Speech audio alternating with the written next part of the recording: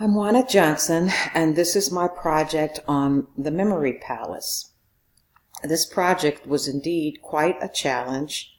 On the one hand, the art of memory palaces was somewhat foreign to my way of thinking and seemed to require a whole lot of extra effort, while on the other hand, there were elements of familiarity to the process. For example, I often use word association when trying to remember names and faces. Although I may not consciously be aware of this practice, it is yet a source of activating my memory for future reference. I also have used mnemonics to memorize things like the books of the Bible or the 12 cranial nerves when I was going to school to become a nurse.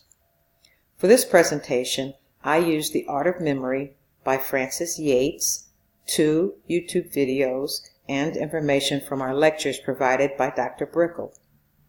Of particular help was the Memory Palace technique by Dr. Christopher Anadel.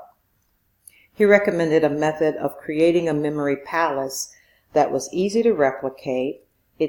And it began by selecting a familiar architectural structure, a place you were familiar with and could go through in the same sequence in your mind or in actuality.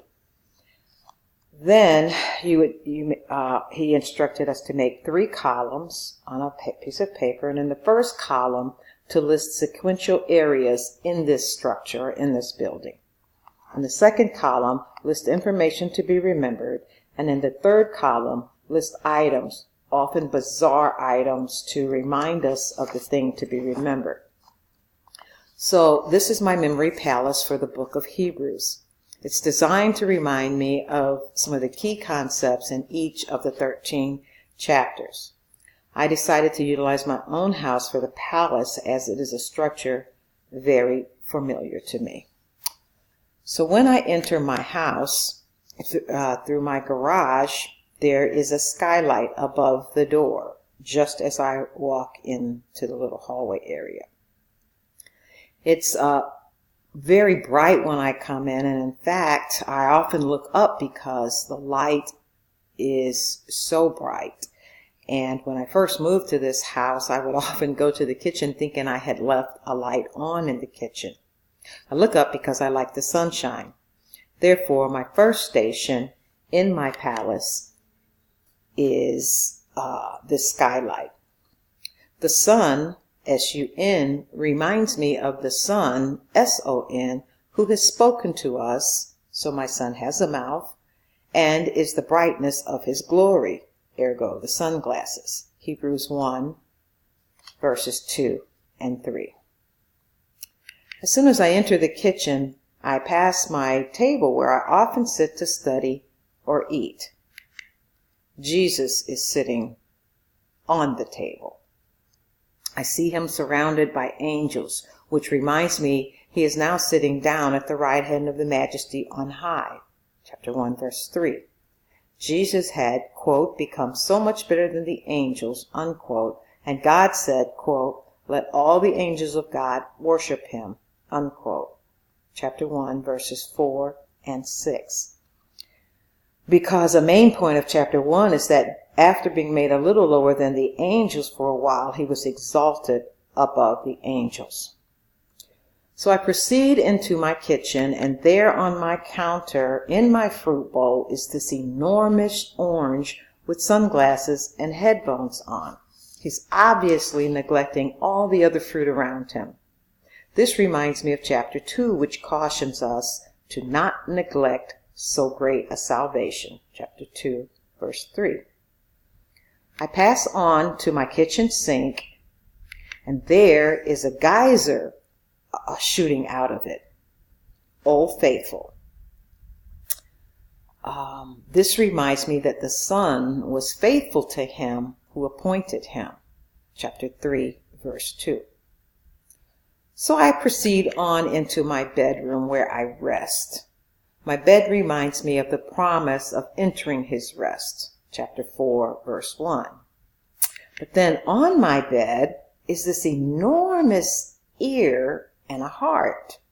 Oh, that's to remind me that Hebrews Chapters 3 and 4 repeat these instructions, quote, "Today, if you will hear his voice, harden not your heart," unquote. Chapter 3, verse 7, 15, and 4, verse 7.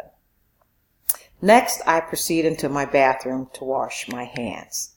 But I can't because there's milk in my sink. This causes me to remember not to be spiritually immature, that is, in need of milk, but to be a mature saint. Hebrews chapter 5, verses 12 through 14. Well, excuse me for this one, but I passed by the water closet on my way out of my bedroom.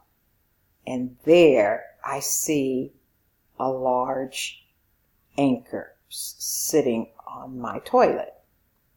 That's to remind me, don't give up. Don't get flushed down the toilet where there's no chance of returning. Don't reject the Son and risk the danger of being lost. Hold to the hope set before us. Hebrews 6 verse 19 says, quote, "This hope we have as an anchor of the soul, both sure and steadfast," unquote. I exit my bedroom and walk into my foyer. It's one of my favorite spaces. It's grand to me, 2 stories tall with lots of sunlight streaming in and gleaming off of the marble floor. I look and see a king, Melchizedek, king of Salem and priest of the Most High God. Hebrews 7, verse 1. But before I can pay him respect as a good king and high priest, I see another king, a better king, and a priest, quote, "a priest forever after the order of Melchizedek." Chapter 7, verse 17 and 21. I turn away from the glory of the king priest, who is better, and continue up the hallway. And there, right in my path, is an antiquated typewriter.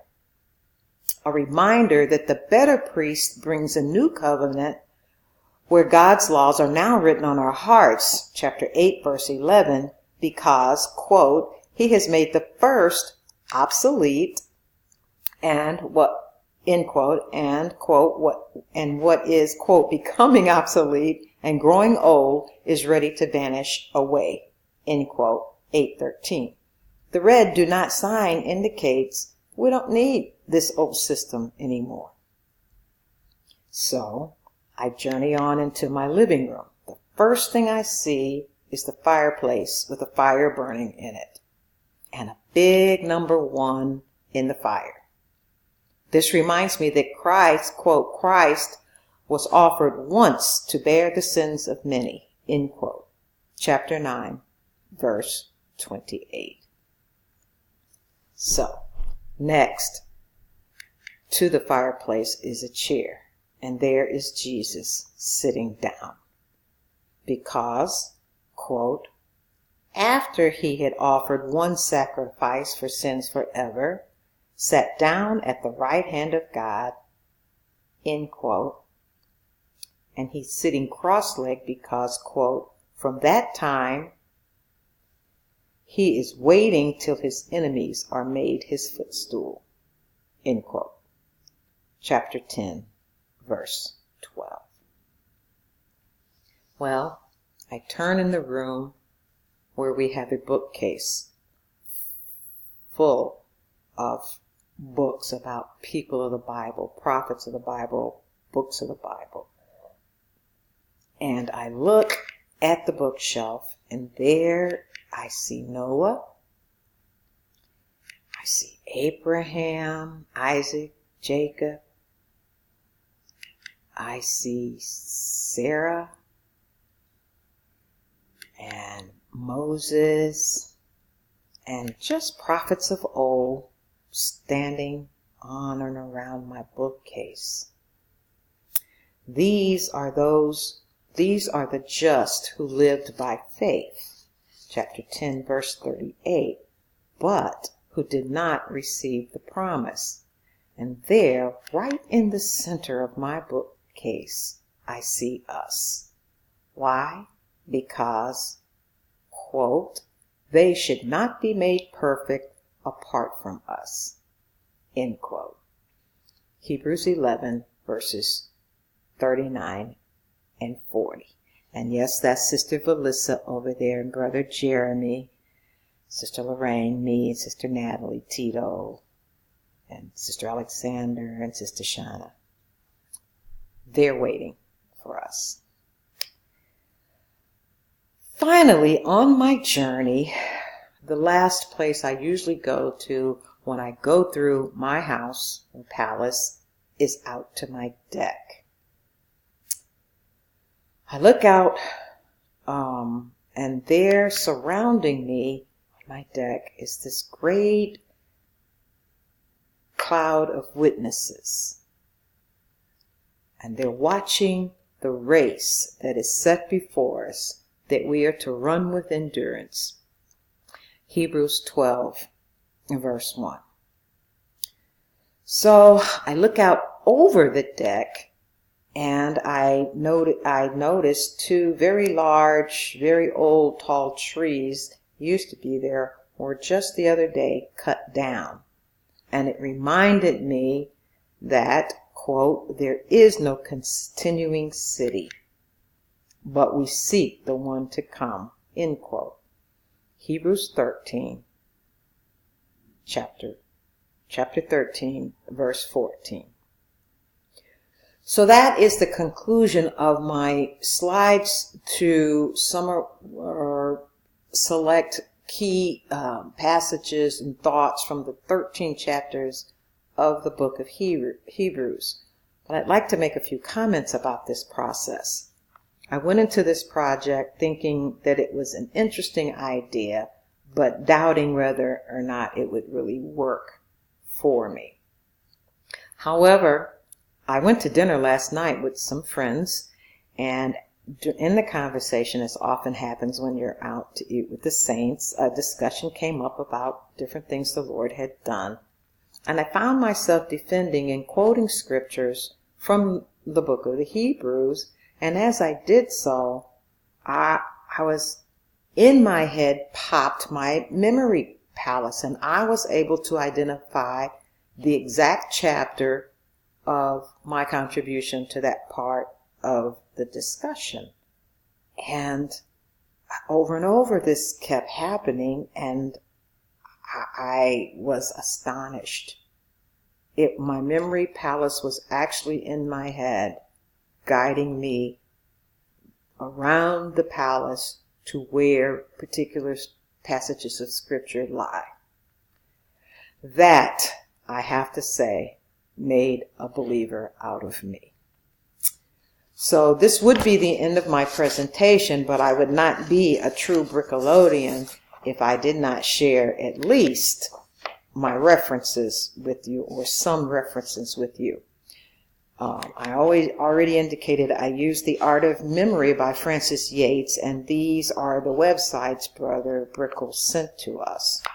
But as I was studying this and I looked online, there are many books out there, a number of books, even on Amazon, about this concept of the memory palace. These are just a few I selected to share. And what was interesting is that when I was on Amazon, several of these books and others were offered free for the Kindle download. So if this is a topic you're interested in, please feel free to go on and study further.